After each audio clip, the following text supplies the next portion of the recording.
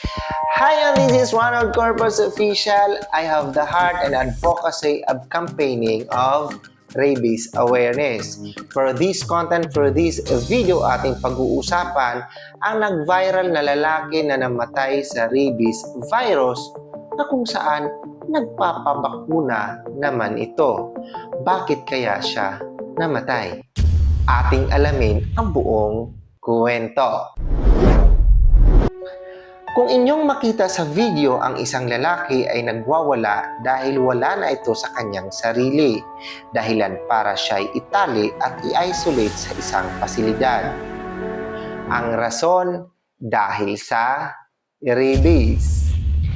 Nakitaan na siya ng mga sintomas ng epekto ng rabies virus tulad ng matinding pagkabalisa o pagkalito, takot sa tubig o tinatawag na hydrophobia, hindi makalunok o hirap na sa paglunok, panginginig o kumbulsyon, nagdideliryo o pagkawala na sa kanyang ulirat. Dahil siya ay nakagat ng aso, 9 na buwan na ang nakakaraan o nakalipas. Nagpabakuna naman siya ng anti-rabies. Pero bakit siya nagkaganito? Siya si Janelo, isang factory worker at nakagat ng aso na alaga ng hipag niya.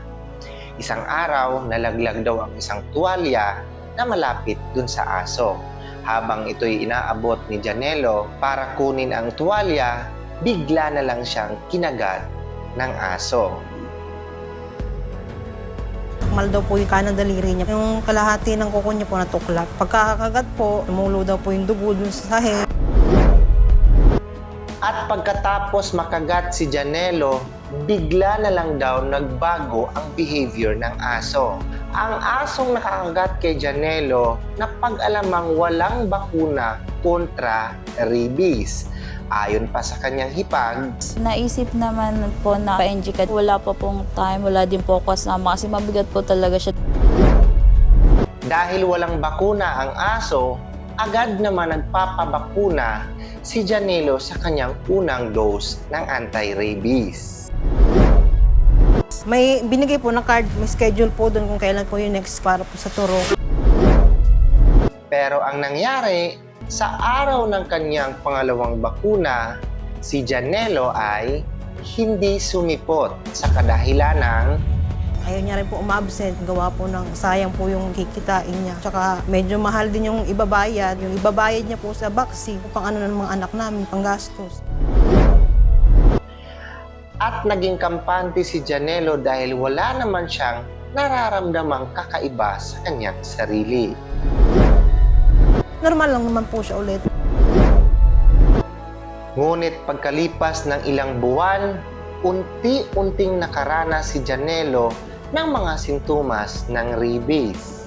Nagbago ang kanyang itsura at parang balisa at nahihirapan na daw itong huminga. Medyo iba din po yung itsura niya, medyo maputla, tapos mainit. Akala ko naman po, pagod lang. Sabi niya na, mahal, nahihirapan ako huminga. Daling ko daw po siya sa ospital. Normal naman po lahat, acid reflux lang daw po. Dahil hindi agad na-detect na rabies na pala ang kanyang nararamdaman, si Janelo ay na-discharge at nakauwi sa kanilang pamamahay at iniligo na lang ang kanyang lahat na nararamdaman na mga sintomas. At ito na nga ang isa sa mga nakakatakot na sintomas ng rabies, ang hindi na makalunok ng tubig o hirap na sa paglunok ng tubig, o takot na sa tubig, o yung tinatawag na hydrophobia. Na ayon pa sa kanyang misis, Nung naliligo po siya, naririnig ko po siya na lamig-lamig daw.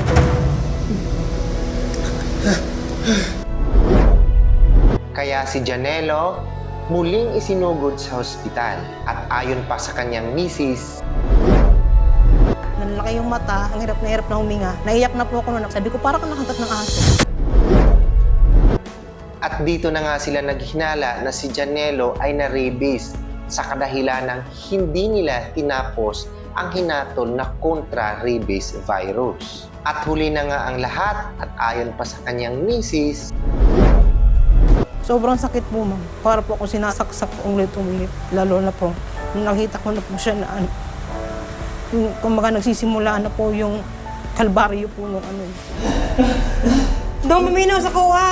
Sinigawan ko po siya ng sinigawan. Laban ka kasi mga anak pa ako. Laban ka, laban ka. Si Janelo ay inirekomendang dalhin na sa RITM o Research Institute for Tropical Medicine. At ayon pa sa doktor, sa experience namin sa RITM, pag na-admit na ang pasyente dito at may simptomas na ng rabies, in 24 hours ay namamatay sila, mahaba na yung 2 araw. at pagkalipas lang ng 15 oras mula nang na-admit si Janelo sa RITM, si Janelo ay binawian na ng buhay.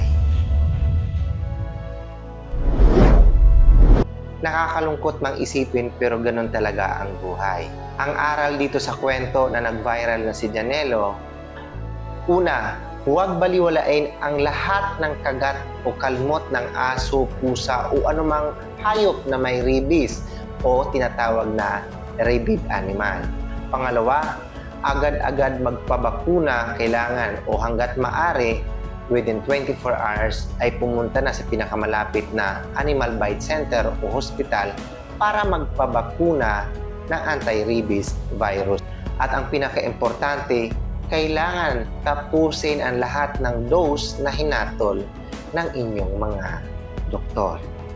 So, yun lang. So, sana meron tayong natutunan for this content, for this video na kung saan nag-viral po ang isang lalaki na kung saan siya ay namatay sa rabies virus sa kadahilan ng hindi niya tinapos ang bakuna kontra rabies. Once again, this is Ronald Corpus Official na nagsasabing kung hindi ka pa nakasubscribe ng aking YouTube channel, so please subscribe to my YouTube channel, and kung nagustuhan mo yung content na to, so paki-like, and kung ito po ay karapat dapat i-share, so i-share po natin para po sa kaalaman nating lahat. And mag-leave po kayo ng comment, any suggestion, opinion for the next vlog or additional information about this content, so don't hesitate to leave a comment. And pinaka-importante mga ka-official is huwag yung kalimutang i-click ang aking notification bell para updated kayo sa lahat ng video na gagawin ko dito sa YouTube. Nagpapasalamat din po ako ng buong buo sa inyong walang sawang suporta ng aking YouTube channel. I love you all and